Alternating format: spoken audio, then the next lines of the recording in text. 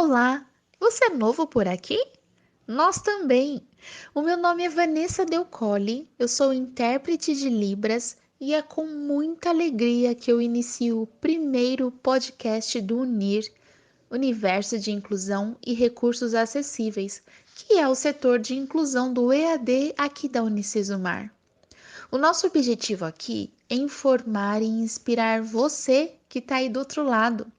Nós vamos abordar temas relevantes ligados ao universo da inclusão, como a área educacional, corporativa, social e áreas afins. Mas aí você deve estar se perguntando: o que significa inclusão? E acessibilidade?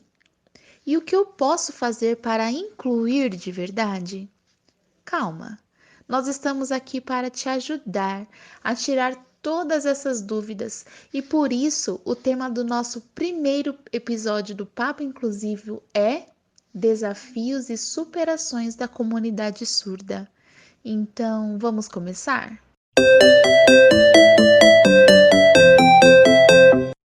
Bom, gente, para iniciar esse primeiro episódio, junto comigo estão os intérpretes Isaac Nogueira e Deise Gonçalves, também intérpretes do EAD da Unicesumar. Olá, como que vocês estão? Oi, Vanessa, tudo bem e você? Tudo bem. Olá, Vanessa. Eu estou bom? bem, graças a Deus.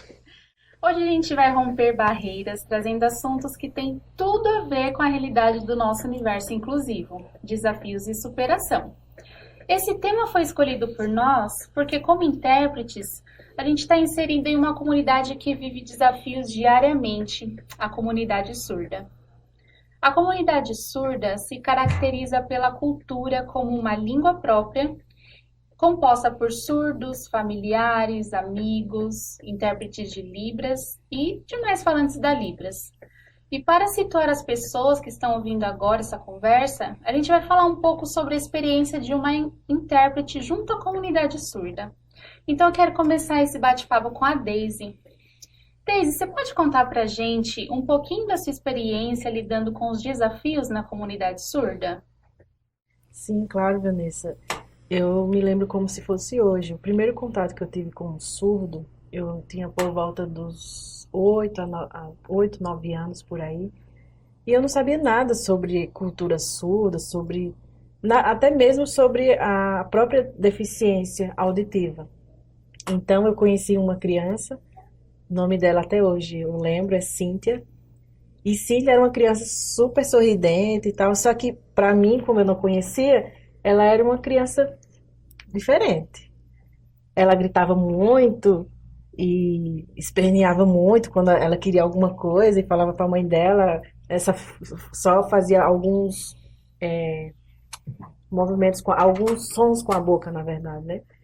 E depois eu percebi que ela começou a sinalizar com a mãe dela, com a família. E eu achava aquilo muito interessante, só que como eu não conhecia que era uma língua, né? Eu achava que ela tinha uma deficiência mental. Eu, como criança, não sabia sobre o assunto, ninguém explicava nada há um tempo atrás, eu tenho 35 anos hoje. Mas na época, quase 30 anos atrás, imagina se falar sobre surdez ou acessibilidade ou cultura surda, era algo muito distante da minha realidade. Eu que nasci numa cidade bem do interior. Isso a gente pode ver que também, ultimamente, hoje, no dia de hoje, também é uma informação bem restrita que poucas pessoas sabem, né, sobre esse assunto. Sim. Então, esse foi o meu primeiro contato. Assim, eu pensava que a deficiência auditiva, ela era uma deficiência mental. E depois disso, eu percebi que não, né? Depois eu percebi que ela cresceu, se desenvolveu na sociedade, fez faculdade futuramente. Depois é que eu fui saber sobre isso. Mas depois dela, outra pessoa que impactou muito a minha vida foi a Luzia. Porque ela convivia com a minha tia, eu sempre convivi com a minha mãe, minha avó, e também morei muito tempo com a minha tia. E a Luzia sempre ajudava lá. Tipo assim, é como se fosse uma pessoa da família, mas ela era ajudante, vamos dizer assim, né? A gente não chamava ela de empregada, doméstica, nem nada assim. Ela era da família. Só que eu também, mesmo depois de adolescente e já estava na própria faculdade de jornalismo, eu não, eu tinha muita dificuldade de me comunicar com ela, muita, muita, muita. E eu também não entendia porque algumas vezes ela, quando ela não tinha aquilo que ela queria, ou minha tia falava, você com a própria os próprios sinais caseiros, porque até hoje, na verdade, minha tia não sabe Libras.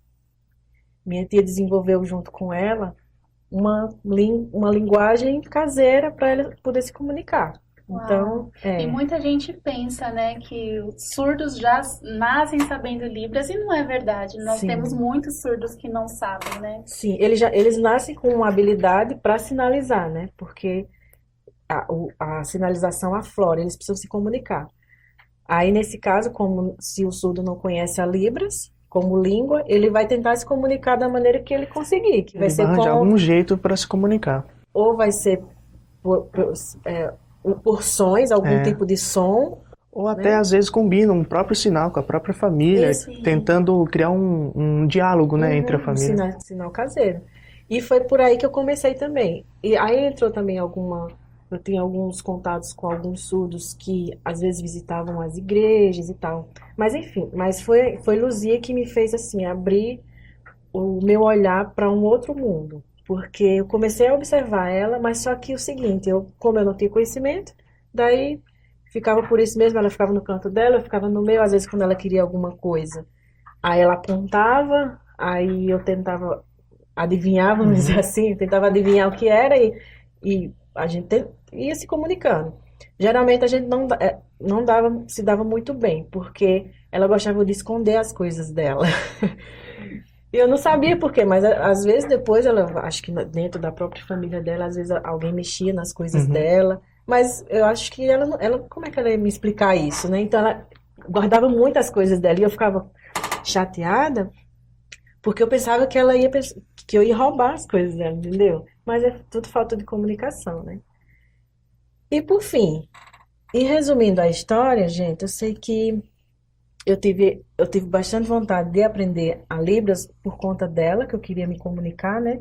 E antes de vir morar aqui para Maringá, para quem não sabe, eu sou da Paraíba e vim morar aqui em Maringá há pouco mais de 7 anos, vai fazer 8 anos, na verdade. Então, antes de vir para cá, eu comecei, de alguma maneira, a observar mais a vida do surdo. Sempre, vez ou outra, eu trombava com um surdo ou comecei a olhar os intérpretes. Do nada, assim, ia a algum lugar visitar e tinha um intérprete junto com o surdo lá. E eu ficava olhando aquilo e falava, meu Deus, que coisa maravilhosa. Por que que eu não conheci isso antes? O que que é isso, na verdade? Você começou a ter uma visão diferenciada Mesmo sem sobre... conhecer a língua. Que Mesmo sem legal. conhecer a língua. Eu comecei a, a perceber as coisas ao meu redor, o mundo surdo ao meu redor, mesmo sem conhecê-lo, mas eu comecei a observar e falar, tem alguma coisa mais profunda aí, Sim. tem alguma coisa mais interessante aí. E foi aí que eu comecei. Aí depois que eu vim aqui para Maringá e já vim com o intuito de aprender Libras e fazer faculdade e me comunicar, alguns anos depois eu voltei para a minha cidade e reencontrei Luzia. E o meu objetivo era o quê? Era voltar para falar para ela alguma coisa, nem que fosse o próprio perdão, porque a Uhum. gente sempre tem algum atrito ou outro, mas eu não sabia me comunicar. E quando eu voltei, a primeira pessoa que eu quis encontrar foi ela, uma das primeiras pessoas. E daí encontrei, foi bem emocionante, porque já, assim, já de cara eu já dei um oi, né? Já quebrei, eu falei, "Ei, tudo bem, tá? Eu já queria saber, Já mostrar. quebra uma barreira, né? E eu queria mostrar toda a minha Libras, não era muita coisa. Não era muita coisa. Mas eu já queria mostrar que eu já sabia me comunicar com ela e eu olhei pra ela assim, bem nos olhos dela, bem, bem profundo, e falei, me perdoa. Aí ela, mas por quê? Não tô entendendo. Falei, me perdoa, porque no passado eu não entendia você. Eu não entendia a sua forma de se comunicar. Me perdoa. Aí ela só olhou sério assim pra mim e falou, eu perdoo. Mas não tem nada a ver. Ela falou, é passado, é passado. Mas, resumindo, é isso, gente. Hoje em dia eu amo a Libras, a língua de sinais, a comunidade surda como um todo. Eu não sei como seria minha vida hoje sem a cultura surda. Não sei. É incrível, né? Que quem conhece a comunidade surda se apaixona de um jeito que nunca mais quer sair do meio da comunidade Sim. surda. É um Vai contato além da maravilhoso. própria Libras. Exatamente. Porque é muito fácil você achar Libras bonito. Ah, eu quero aprender Libras. Ah, é muito bonito você ir sinalizando. Mas é muito mais que Tem isso. muito mais É por muito trás. mais. Aham. E é isso, Vanessa. E fala um pouquinho da sua formação. Eu sei que você começou a estudar, e aí você fez uma faculdade, não foi? Sim, depois eu já tinha uma graduação em comunicação, mas aí o meu foco era Libras. Então, eu fiz faculdade de Letras Libras, fiz a licenciatura. Hoje em dia eu faço o bacharelado, com foco em tradução e interpretação de Libras. E, e é isso. E também ensino em faculdade, dou aula de Libras em algumas instituições. Uau! E, De quem e também faço um trabalho voluntário. Que legal! Para quem queria começar a aprender, agora já dá aula em Libras. Dou aula. Que legal! Uhum. Sua história é Isso. inspiradora, viu? A gente sempre pode aprender com as dificuldades, né? Também foi um desafio para aprender não só a língua, mas também a cultura da comunidade surda, né? Que a gente não imagina do que eles são capazes, né? Muitas Isso é verdade. pessoas colocam na cabeça que eles têm limitações, que eles não são capazes, mas os surdos são capazes de tudo. É só a gente dar a oportunidade e a acessibilidade necessária, né? Na família do Isaac, a gente tem um exemplo disso. Isaac, conta um pouco pra gente sobre a trajetória acadêmica e profissional da sua irmã.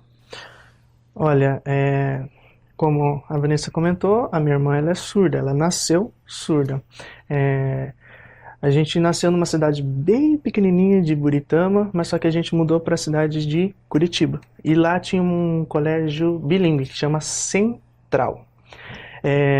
Foi maravilhoso para ela, porque ali ela estava no meio da comunidade surda, um colégio voltado para Libras. Foi incrível para ela. E como eu também sou surdo de um ouvido, também estudei nessa escola. Então sempre tive em meio a essa comunidade. Só que daí, por questões de problemas de saúde do meu pai, a gente teve que mudar para Piracicaba, é uma cidade em São Paulo. Mas só que o colégio que ela foi estudar, ela estava fazendo o sexto ano, não tinha acessibilidade nenhuma, não tinha nenhuma acessibilidade.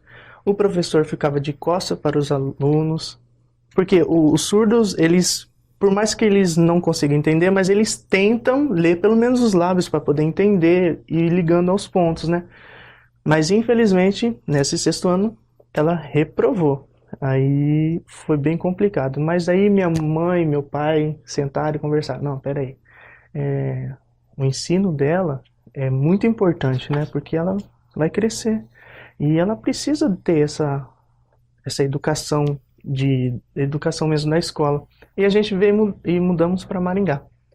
Mas eu tenho uma pergunta. A sua mãe, os seus pais, eles procuraram acessibilidade para ela, procuraram a direção da escola? Como que funcionou isso? E o que é que eles falavam? É que nessa época a gente estava mais voltado para a questão de saúde do meu pai, que estava muito doente, e a gente acabou meio que focando muito nisso e esquecendo do restante.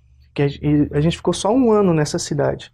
E deixamos passar algumas coisas. Nessa foi a reprovação da Isabela no sexto ano, ali em Piracicaba, no caso.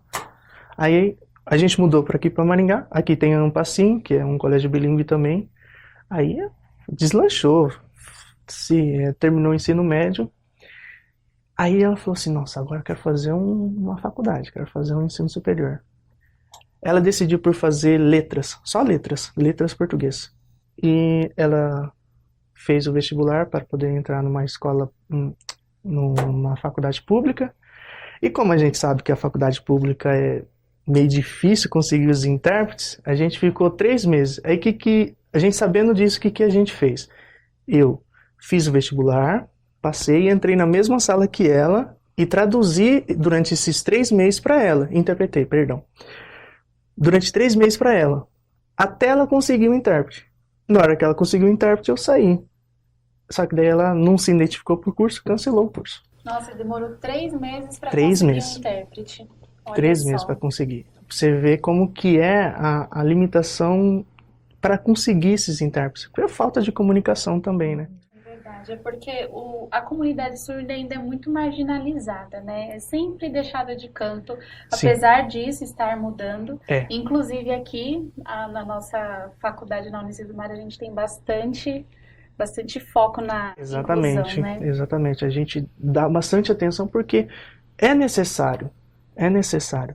E através disso, como vocês ouviram, a Isabela trancou o curso. Isso foi se passando o tempo, ela falou assim, não, preciso voltar. Ela começou a trabalhar numa instituição hospitalar, e lá no hospital é incrível. Porque o hospital, são poucas empresas que pensam assim. No hospital, eles oferecem acessibilidade, eles pensam na comunidade surda.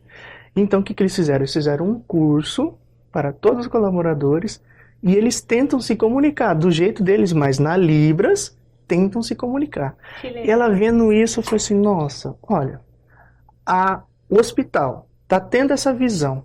Poxa, por que eu não posso fazer uma faculdade, um curso que linke, né, junto com a minha profissão? No caso, a Isabela, minha irmã.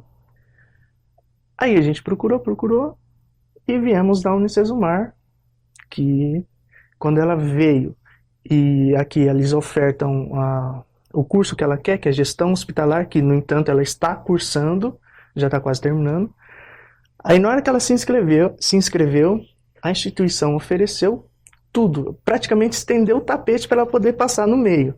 Tinha intérprete, tinha uma equipe, um suporte que deu apoio, ofertou recursos para ela, recursos como intérprete, provas interpretadas, enfim, um monte de coisa. E ela se sentiu inclusa, se sentiu viva.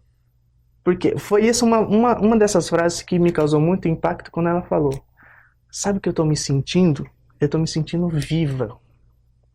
Eu falei assim, mas por quê? Porque no trabalho eles oferecem esse curso, a Libras, para os colaboradores, todo mundo tenta se comunicar.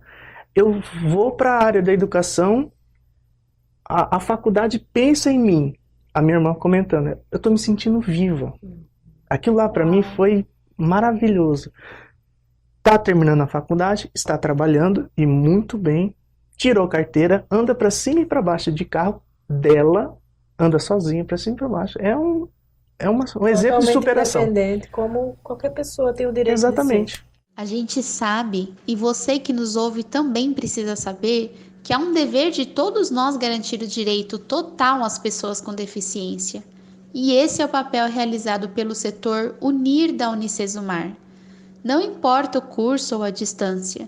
Se você tem alguma necessidade educacional específica ou conhece alguém que quer muito realizar o sonho de ter um diploma na melhor educação à distância do país, faz toda a diferença ser EAD Unicesumar.